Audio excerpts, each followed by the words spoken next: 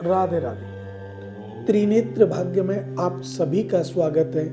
मैं हूं आपके साथ आचार्य पुष्पेंद्र शास्त्री।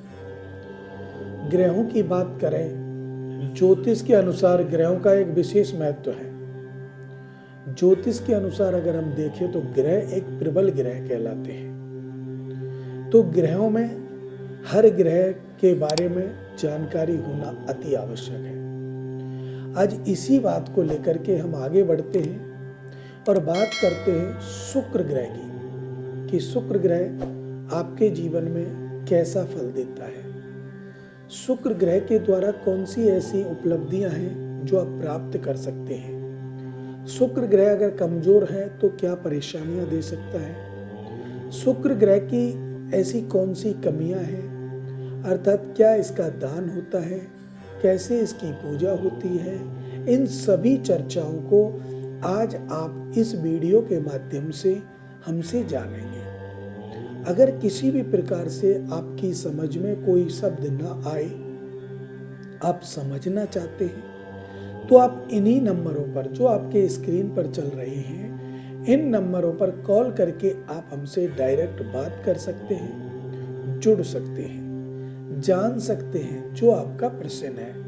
किसी के मन में कोई भी प्रश्न किसी भी ग्रह को लेकर हो, आप अवश्य बात करें। तो शुक्र ग्रह की बात जो चल रही है, तो शुक्र को प्रेम का प्रतीक कहा गया है। शुक्र प्रेम विवाह भी कराता है, प्रेम विवाह को छुड़ा भी देता है, प्रेम भी कराता है, प्रेम में धोखा भी दिला देता है। कारण क्या है कि कारण है ग्रह की स्थिरता।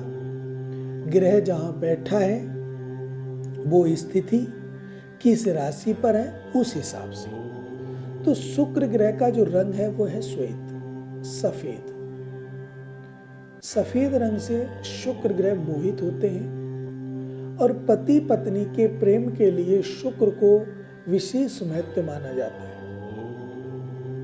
क्योंकि अगर हमारे जीवन में पति के जीवन में शुक्र और पत्नी के जीवन में गुरु, ये दोनों अगर खराब होते हैं तो उनका जीवन असमंजसता में बीतता है या अलग अलग हो जाते हैं, तलाक हो जाता है, बहुत सारी समस्याएं जीवन में आ जाती हैं।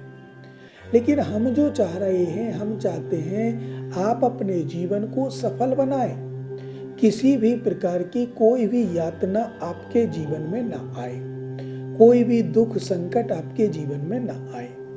क्योंकि ग्रह जब जब अपनी दृष्टि देते हैं, जब जब स्थान परिवर्तन करते हैं, जब जब ऐसी वस्तुओं का सेवन होता है जिससे ग्रह रुष्ट हो जाते हैं, तो ये आपके जीवन में निरर्थकता पैदा कर देते हैं, नकारात्मकता भर देते हैं, सकारात्मकता को दूर कर देते हैं। ऐसा कई बार सुनने में आता है, आस पड़ोसी सब सुनते हैं तो आता है कि ऐसा हो गया, उसके साथ वैसा हो गया, लेकिन सोचा नहीं हुआ क्यों। क्योंकि ग्रहों का एक विशेष महत्व है हमारे जीवन में और वो विशेष आगे बढ़ाता है। तो बात हमारी जो चल रही है वो शुक्र ग्रह की। शुक्र ग्रह प्रेम का प्रतीक माना जाता है। शुक्र ग्रह विवाह कराता है, विवाह में प्रेम और हमारे सभी कार्यों में प्रेम मधुरता भरता है शुक्र ग्रह। शुक्र के माध्यम से अगर हम जाने तो देखिए, शुक्र मीन राशि पर उच्च का होता है, कन्या राशि पर नीच का होता है। अब अगर शुक्र मीन राशि पर है तो अच्छे फल देगा, कन्या राशि पर है तो नीच का है, अगर परास्त है तो भी आपको परेशानियों में डाल सकता है। अब बात करते हैं शुक्र ग्रह के मित्र की, शत्रुओं की और सम की। तो शुक्र ग्रह के जो मित्र हैं वो कौन कौन है? बुध और शनि, ये दोनों ही शुक्र ग्रह के मित्र हैं। और शनि और बुध दोनों ग्रह मित्र होने के साथ साथ इनके द्वारा किए हुए कर्मों को विशेष रूप से हम तक पहुंचाते हैं। तो ये मित्रवत व्यवहार होता है। मित्र का हाथ बटाना, मित्र का सहयोग करना ही तो मित्रता है। तो वही ग्रह, देखिए जैसे हम लोग यहाँ लौकिक रीति में मित्र बन जाते हैं, लेकिन हम स्वार्थ के लिए बनते हैं। कहा गया है ना, गोस्वामी तुलसीदास जी ने भी लिखा है, सुर नर मुन सब की यही रीति, स्वार्थ लाग करई सब प्रीति।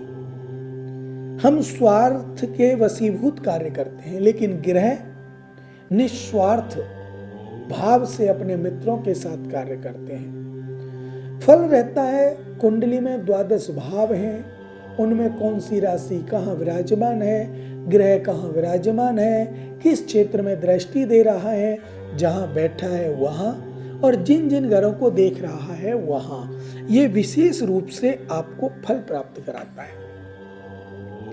अब शुक्र ग्रह के जो मित्र हैं वो बुध और शनि हैं। शुक्र ग्रह के बुध और शनि मित्र हैं, और शत्रु जो ग्रह हैं वो चंद्रमा। अब चंद्रमा अगर शत्रु है तो परेशानी देता है, और सूर्य, दोनों शत्रु हैं, सूर्य और चंद्रमा। तो ऐसे जातकों की आंखें कमजोर होना, आंखों में परेशानी होना, स्वास्थ्य में विकार उत्पन्न होना, बीमारियों का समायोजन होना, प्रेम में कटुता आना, पति पत्नी में अनबन रहना, और ग्रह कलेश बढ़ना, अगर इनकी राशियों पर शुक्र बैठ जाएगा, और वो अगर मारक में है, कारक में है, वो कुंडली का विधान है देखने का, कैसे देखते हैं, तो उस हिसाब से वो आपको बताएगा। अब इससे आगे हम बात करेंगे समग्रह की, तो मंगल और गुरु, ये दोनों इनके समग्रह हैं। समग्रह हमारा, मैंने आपको एक बार पहले भी बताया होगा कि समग्रह जिस ग्रह की दृष्टि अधिक पावरफुल होती है उसके साथ हो लेते हैं। जैसे मान लीजिए आप और आपके मित्र आपके साथ जा रहे हैं, लेकिन वो मित्र आपके ऐसे नहीं है कि कट्टर मित्रता हो, और सामने से शत्रु आ रहा है, शत्रु बलवान है, तो आपका मित्र आपको छोड़ करके शत्रु के साइड हो जाए, आपको नुकसान हो जाएगा। तो ऐसी अवस्था समग्रहों की होती है। और अगर आप मजबूत हैं, मित्र कमजोर, आपका शत्रु कमजोर है, तो वो मित्र आपके साथ रहेगा, या फिर वो न्यूट्रल रहेगा, या तो आप दोनों को बचाएगा, या वो अपने हिसाब से अपना जीवन यापन करेगा। तो यही ग्रहों की युति है। जो हमारा जीवन है वो ग्रहों पर आधारित है। जो कर्म हमारे साथ होते हैं ग्रहों के अनुसार होते हैं। जिन कर्मों को हम करते हैं वो भी ग्रहों के अनुसार करते हैं। अब बात करेंगे शुक्र ग्रह के दान की, क्या दान करते हैं। लेकिन इससे पहले मैं आपको बता दूं कि शुक्र ग्रह अगर किसी राशि पर बैठा है, मान लीजिए मीन राशि पर बैठा है, मीन राशि गुरु की है, गुरु समग्रह है, लेकिन इसके साथ साथ भी शुक्र गुरु की राशि मीन पर बहुत अच्छे फल देगा, क्योंकि उस समय वो उच्च का है। राज्येश देगा, पद प्रतिष्ठा देगा, मान सम्मान देगा, प्रमोशन देगा। अगर नौकरी करते हैं, व्यापार करते हैं तो व्यापार को बढ़ाएगा। और अगर विशेष रूप से मैं आपको बताऊं कि वो ही शुक्र कन्या राशि पर हो, अब कन्या राशि पर शुक्र नीच का हो जाता है। अब नीच का होने के कारण, लेकिन बुध मित्र है, कन्या का जो स्वामी है बुध, वो उसका मित्र है। अब मित्र होने के साथ साथ शुक्र उसको इतना नीच का होने के साथ उसको थोड़े कष्ट देगा, और कष्ट देगा, कमजोर होगा, तो उस अवस्था में नौकरी में परेशानी, व्यापार में परेशानी, आर्थिक स्थिति में परेशानी, दिक्कत पे दिक्कत आएगी। तो ऐसी संभावनाएं बनी रहती हैं। अब वो राशि चाहे कोई सी भी हो, मेष से लेकर मीन तक 12 राशियों में, 12 भाव में, जो कुंडली के 12 भाव में 12 राशि विराजमान होने पर, नव ग्रह उसमें विराजमान होने पर, तब हम आपको बताते हैं कि कौन सी राशि पर कौन सा ग्रह कैसा रहता है। अब कर लेते हैं दान की बात। दान क्या है?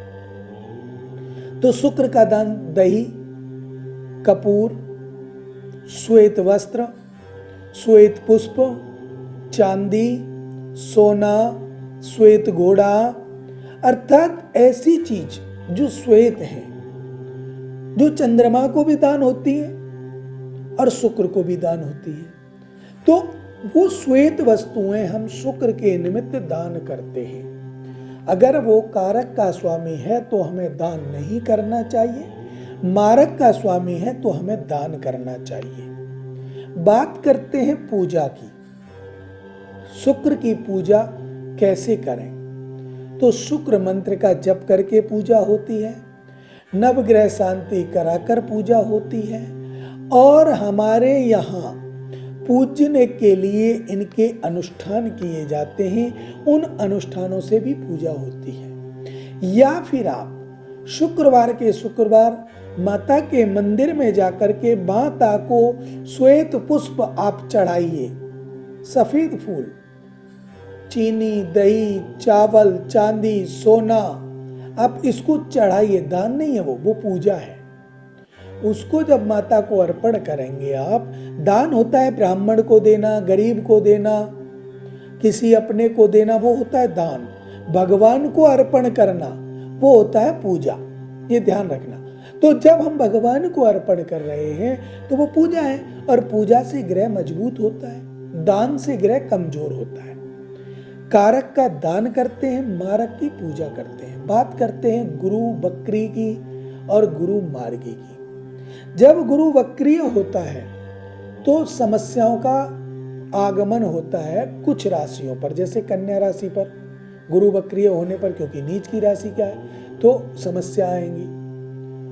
और जो शत्रु हैं इनके सूर्य, चंद्रमा, कर्क और सिंह राशि, गुरु अगर वक्रीय होता है तो कर्क और सिंह राशि पर भी परेशानी देगा। और अगर अच्छा है तो आपका कन्या राशि को फिर भी देखेगा, मिथुन राशि को भी देखेगा, उनको अच्छे फल देगा, लेकिन कन्या से ज्यादा अच्छा मिथुन को फल देगा।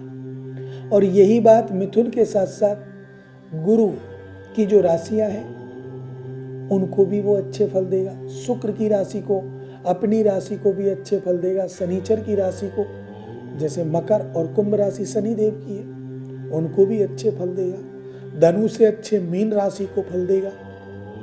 तो ये जो बातें हैं ये हमें जाननी चाहिए कि ये हमें फल जो दे रहे हैं वो कैसे दे रहे हैं, क्या कारण है और इनका विशेष महत्व क्या है। ये चीज जब तक हमारे जीवन में नहीं आएंगी, जब तक इनका ज्ञान हमें नहीं होगा, तब तक हम इस कार्यों को नहीं कर सकते। क्योंकि हमें मानना है कि ग्रह की युति, ग्रह का रंग, अब आपको मैंने बताया कि श्वेत रंग का शुक्र होता है, प्रेम का प्रतीक है। तो ये सभी बातें ग्रह को मजबूत भी करती हैं, कमजोर भी करती हैं। अब अगर वो कारक का स्वामी है तो मजबूत करना चाहिए, मारक का स्वामी है तो कमजोर करना चाहिए। इसी में आपको विशेष रूप से जीवन में इसका आधार बनाना चाहिए। अब मुझे दीजिए इजाजत। राधे राधे।